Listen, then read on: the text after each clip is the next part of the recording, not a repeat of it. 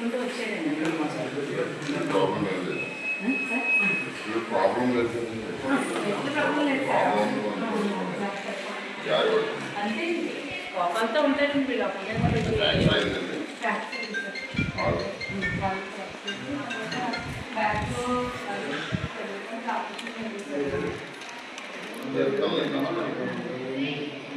తెలియలేదు అయితే ఎన్నో హాస్పిటల్ దగ్గర అంటే మామూలు పడిపోయింది కదా ఇంకా అనేసి ఇంకా హాస్పిటల్కి తీసుకెళ్ళడము తర్వాత పేరెంట్స్ తీసుకొచ్చింది. అంటే మాకైతే మా సాంప్రదాయం ఏంటంటే పిల్లలకి ఎవరికైనా ఇంట్రెస్ట్ అమ్మాయి సార్ వాళ్ళకి ఫ్రెండ్షిప్ కొంచెం ఎక్కువగా అన్నమాట.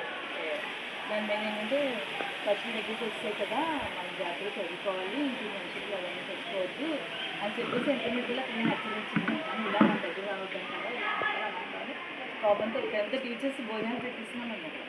టీచర్లు అందరూ అక్కడ సెక్యూరిటీ గార్డ్ అండి టైంలో ఇక్కడ నిల్చోబెడతామండి. పిల్లలందరూ ఇక్కడ భోజనాలు చేశాక ఇలా వరుసగా వచ్చేస్తారండి. వచ్చిందా ఇక్కడ టీచర్ ఒకరు ఉంటారండి లోపలికి పంపిస్తామండి. ఇక్కడైతే పిల్లలు కానీ టీచర్లు కానీ అప్పుడు లేరు సార్. వెంటనే అప్పుడు భోజనాలు చేసి వస్తున్నారండి. వాళ్ళ అమ్మాయిలు వస్తున్నారు అందరం లైన్లో పంపిస్తున్నాం. కొద్ది పిల్లలు పడిపోయిందంటే ఇసుక కూడా ఆటోలో పెట్టుకుని దాన్ని తీసుకెళ్ళిపోయింది. ఉంటుందని కాదండి మన జాగ్రత్త బాధ్యత మనదే కదా. అవును సార్. మీరు ఎంత బాగా మళ్ళీ మీ తర్వాత మళ్ళీ మాకు ఎంత బాగా అవును సార్. అది ఉండేది మీరే కదా. రాత్రి సీఏగారు ఎమ్మెల్యే గారు అందరూ వచ్చి మొత్తం రాసుకుని వెళ్ళారు. ఇప్పుడు ఆ పిల్ల కూడా మన దగ్గరే ఉందండి. నేనైతే పిల్లలు ఏం బాధ పెట్టలేదు. మన పరీక్షలో చదువుకోవాలి చదువుకోవాలంటే